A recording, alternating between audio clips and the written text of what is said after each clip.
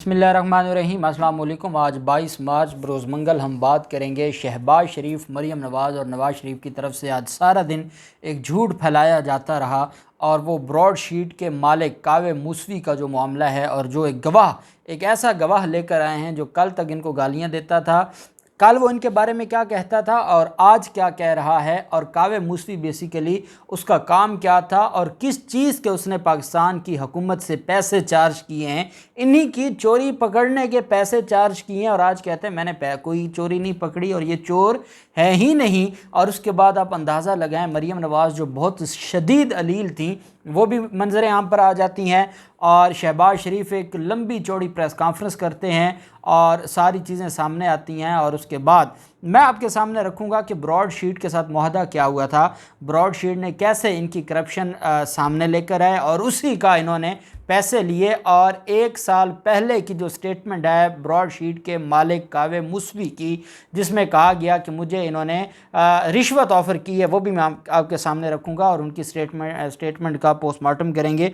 साथ हम बात करेंगे मुस्लिम लीग नून पर अब इतने बुरे दिन आ गए हैं शरीफ ख़ानदान पर, क्योंकि 3.5 साल से ये इक़्तिदार में नहीं हैं, रियासत और आवाम का डायरेक्ट पैसा इनके पास नहीं आ रहा और इस वजह से अपना जो इन्होंने कमाया है वो तो लगाना नहीं है ना। आपको पता है कि इनके घर के अखराजात भी इनके जो ख़ास लोग हैं मुस्लिम लीग नून के वही अदा करते हैं। अब इन्होंने चंदा MP और MNA से चंदा लेना शुरू कर दिया है और ये बेसिकली उनको जो चंदा लिया जा रहा है, मुझे ये लगता है कि उनकी जो टिकट है उसके पैसे अभी से वसूल करना इन्होंने शुरू कर दिए हैं और इन्होंने अदायगियाँ करनी है, जो मुनहरफ लोग हैं उनको अदायगियाँ करनी है। बड़ी अहम तफसीलात हैं, वो भी मैं आपके साथ शेयर करूँगा। मामला कुछ इस तरह से है। एक तो मैं आपको बताता चलूँ कि कराची में जो अरशद पप्पू कत्ल केस का मरकज़ी मुलज़म था उसको दिन दिहाड़े कत्ल कर दिया गया है। ये उज़ैर बलोच के ख़िलाफ़ एक अहम मुलज़म था। अरशद पप्पू कत्ल केस जो अहम केस है जिसके ख़िलाफ़ काफ़ी गवाहान अदालत में पेश हो चुके हैं, उज़ैर बलोच के ख़िलाफ़ उस केस में 40 पेशियाँ गुजर चुकी हैं जिसमें कोई कार्रवाई नहीं हुई। 40 समातों से केस मुलतवी हो जाता है और उसमें कोई कार्रवाई नहीं होती। सिर्फ उन्हीं में कार्रवाई होती है जिसमें उसने बरी होना होता है। जिन केसेस में उज़ैर बलोच के ख़िलाफ़ मवाद मौजूद है जिसमें रेंजर्स बतौर मुद्दई देख रही है, उन केसेस में या गवाह नहीं आते या इनका कोई और मामला हो जाता है और उसकी वजह से ये सारा जो केस है वो लिंगर ऑन होता है। अब अरशद पप्पू कत्ल केस में जो मरकज़ी उनके साथ एक मरकज़ी मुलज़म था और इस केस का वो वादा माफ गवाह बन सकता था और साबिक ये SHO था चांद खान न्याजी, उसको आज कत्ल कर दिया है। आज अदालत में वो पेशी के लिए आए और उन्हें चांद खान और उन्हें बाइक पर ले जाने वाले अब्दुर्रहमान को निशाना बनाया सदर कराची में। और इंस्पेक्टर चांद खान न्याजी अरशद पप्पू के कत्ल के वक्त थाना चाकीवारा में तैनात था और इनके ख़िलाफ़ इल्ज़ाम ये था कि ये उज़ैर बलोच का साथी था।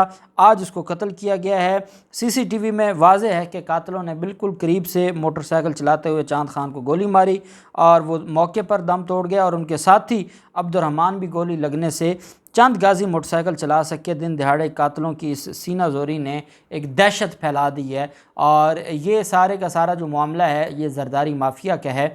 और इनसे कोई पूछे और इनसे कोई कहे कि आप क्या करते हैं तो ये बड़ी बातें करते हैं। मैं इनसे ये ज़रूर कहूँगा कि जिस ह्यूमन राइट्स कमेटी के, कौमी असम्बली की ह्यूमन राइट्स कमेटी के चेयरमैन हैं बिलावल जरदारी, जब वहाँ पर अजीज़ मेमन कत्ल केस के लिए कोई रिक्वेजिशन दी जाती है कि उसके ऊपर डिस्कशन होनी चाहिए, जब नाज़िम जोखियो कत्ल केस पर सामने आती हैं चीज़ें, उस वक्त बिलावल जरदारी इजलास नहीं बुलाते। जो ये कहते हैं कि 14 दिन के अंदर इजलास बुलाना ज़रूरी है, वो 14 दिन के अंदर इजलास बुलाना एक ओवरऑल कि जब भी किसी कमेटी में कोई रिक्वेजिशन या तहरीक आती है तो उसके बाद 14 दिन के अंदर अंदर उसके ऊपर इजलास बुलाना होता है।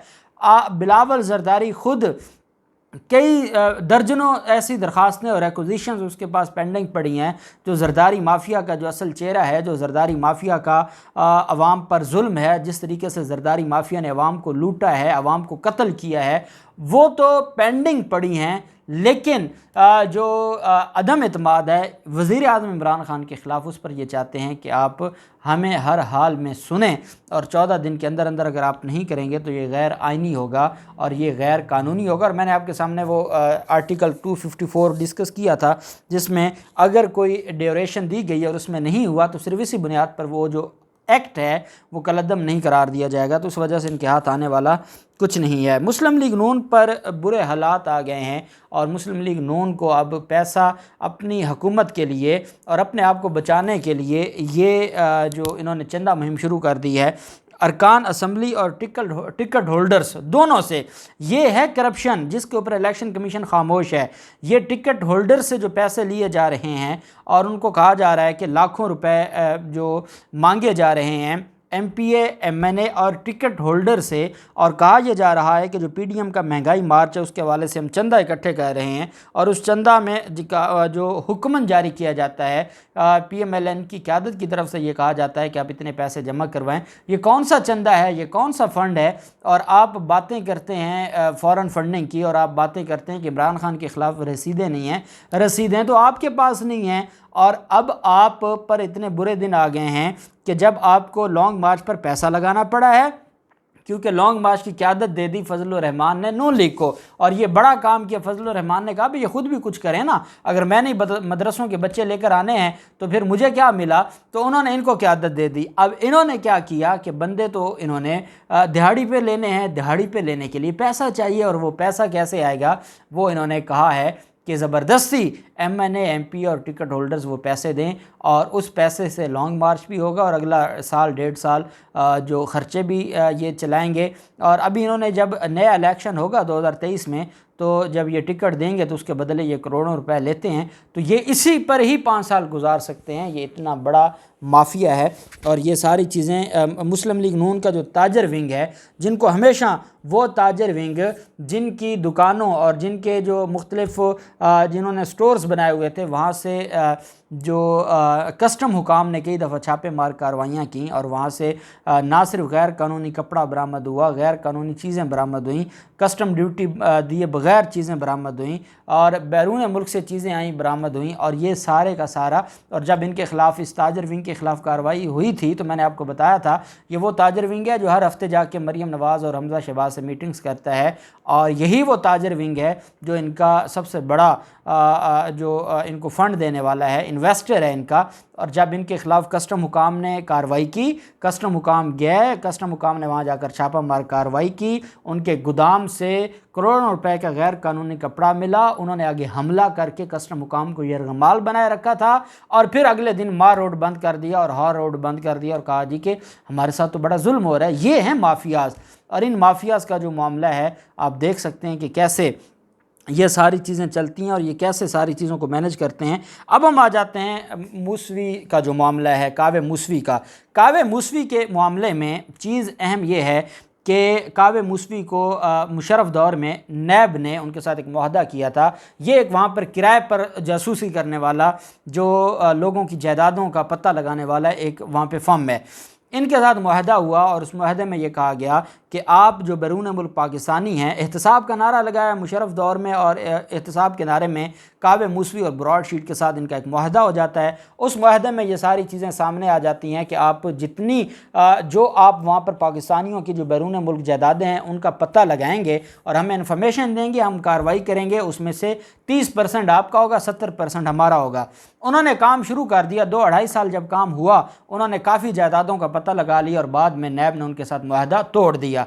जब मुआहदा तोड़ा तो वो चले गए अदालतों में। उन्होंने कहा भी हमारा क्या कसूर है, हमने जब अरबों डॉलर की जायदादें निकाल ली हैं तो हमें तो हमारा हिस्सा दें। आप सखी हैं, आप नहीं कार्रवाई करना चाहते, आपने उनको NRO दे दिया, आपने मुकमुका कर लिया है, ना करें कार्रवाई, लेकिन आप हमें तो दें, हमने तो ढूंढी है, हमने तो ढूंढ के आपको बताया है। उस पर फिर आसिफ जरदारी दौर में इन्होंने आउट ऑफ द कोर्ट उनको पैसे दिए, सेटलमेंट की कोशिश की, और 2016 में नवाज शरीफ के दौर में उनको पैसा दिया गया। ये पैसे भी देते रहे लेकिन आउट ऑफ द कोर्ट देते रहे, अदालत से बाहर देते रहे, वो किसी खाते ना गिने गए और वो पैसा भी हमारा गया, रियासत का पैसा था वो गया।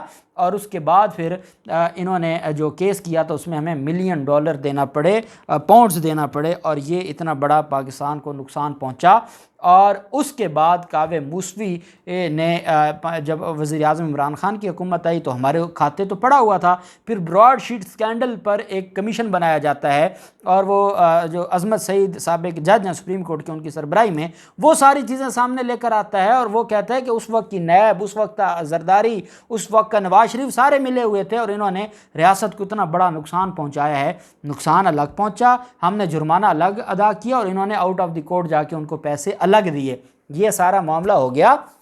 उसके बाद जब इनके ख़िलाफ़ पाकिस्तान में 2018-17 में एहतसाब की मुहिम शुरू हुई और इनके जो चोरी थी उसको पकड़ने के हवाले से, तो फिर जो कावे मूसवी था उसने काफ़ी मटीरियल भी दिया, काफ़ी चीज़ें ही हुई। शहजाद अकबर का भी उनसे रब्ता था। 1 साल पहले ब्रॉडशीट जो CEO वो क्लेम करता है और जब वो एक इंटरव्यू में कहता है कि इनके अरबों डॉलर पाकिस्तान के बाहर पड़े हैं और सबसे ज़्यादा जो बाहर पैसा है वो पहले नंबर पे शरीफ ख़ानदान है, दूसरे नंबर पे आसिफ जरदारी है। ये वो बात, वो आज भी वीडियो वायरल हो चुकी है और ये बात करता है। लास्ट ईयर वो सोमवार का दिन था, 11 जनवरी 2021 को वो एक स्टेटमेंट देता है और वो कहता है, वो क्लेम करता है कि नवाज शरीफ ने मुझे कहा है कि मैं जो उनके ख़िलाफ़ इंक्वायरी है, जो एसेट्स को प्रोब करने की, इन्वेस्टिगेट करने की, उसको रोक दूं और उस पर मुझे नवाज शरीफ ने माजी में कहा था कि मैं आपको रिश्वत दूंगा, आप मेरे ख़िलाफ़ ये जो इन्वेस्टिगेशन है ये ख़त्म कर दें। ये वो कब कह रहा है और पूरी इंटरनेशनल और नेशनल मीडिया ने इसको कवर किया 11 जनवरी 2021 को। और 1 साल के बाद वही कावे मूसवी कहता है, जिसके ऊपर ये वैसे ही है जैसे ये मुख्तलिफ़ तरह की इनको कोई कहे कि अगर तो कावे मूसवी इतना ही सच्चा गवाह है तो फिर उसकी दोनों गवाहियों को ले लें ना, 1 साल पहले की गवाही भी ले लें, 1 साल बाद की भी गवाही ले लें, फिर अदालत डिसाइड करेगी। ये इन्होंने वही काम किया जो राना शमीम वाला किया है और ये आज इसके ऊपर मरियम नवाज़ ने अपने बाप को एक कावे मूसवी की स्टेटमेंट पर कहा जी कि वो सादिक और अमीन है। और उसके बाद शहबाज शरीफ ने 1 घंटे की प्रेस कॉन्फ्रेंस की और उसमें यह भी कहा कि मेरी जब आर्मी चीफ़ से मुलाकात हुई है तो आर्मी चीफ़ ने मुझे ये कहा है कि भाई आपका जो नवाज़ शरीफ है ना वो बंदा बड़ा ठीक था, वो जो बात हम करते थे वो मान जाता था, हमारी हर बात नवाज़ शरीफ मान जाता था। वो इसलिए मान जाता था माजी में कि वो ख़ुद उन्हीं की पैदावार है, ज़िया-उल हक़ के दौर से वो फ़ौज की पैदावार है, तो वो उनकी बात क्यों ना मानता। अब ये तो फ़ौज ने रियासत का सोचा, अवाम का सोचा, तभी तो वो उनको साइड पर किया, नहीं तो ये तो फ़ौज की हर बात मानने को तैयार है। फ़ौज को नवाज शरीफ एक बात करता है कि भाई मुझे जो लूटना है ना मुझे वो लूटने दें, बाकी मैं आपकी हर बात मानूंगा। ये नवाज शरीफ की हमेशा से पॉलिसी रही है। और जब फ़ौज ने जो साबिक़ा क़यादतें थीं वो हमारी जुडिशरी में भी ऐसी क़यादतें गुजरी हैं, हमारी आर्मी में भी गुजरी हैं और हमारे सियासतदानों में भी गुजरी हैं, लेकिन इस वक्त जो क़यादत है जब उन्होंने नो बोला तो उसके बाद इनके लिए कोई रास्ता न रहा और जब वो न्यूट्रल हो गए तो उस न्यूट्रल का आज तक ये खुमियाजा भुगत रहे हैं। ये तो हमेशा अंपायर को साथ खड़ा करके गेम किया करते थे, अब जब वो न्यूट्रल हुए तो अब इनके पास, इनको तो ना बॉलिंग करवाना आती थी, ना बैटिंग, ना फील्डिंग, ये तो किसी काम के थे नहीं, ये तो काउंसलर बनने के भी काबिल नहीं थे, जो आज इस मुकाम पर पहुँचे कि इन्होंने पाकिस्तान को इतना बड़ा मकरूज़ बना दिया पूरी दुनिया के सामने। ये इनका कावे मूसवी का पूरा मामला है जिस पर आज ये तमाशा कर रहे हैं। अल्लाह पाक पाकिस्तान का हामी नासिर हो। बहुत शुक्रिया। अल्लाह हाफ़िज़। पाकिस्तान जिंदाबाद।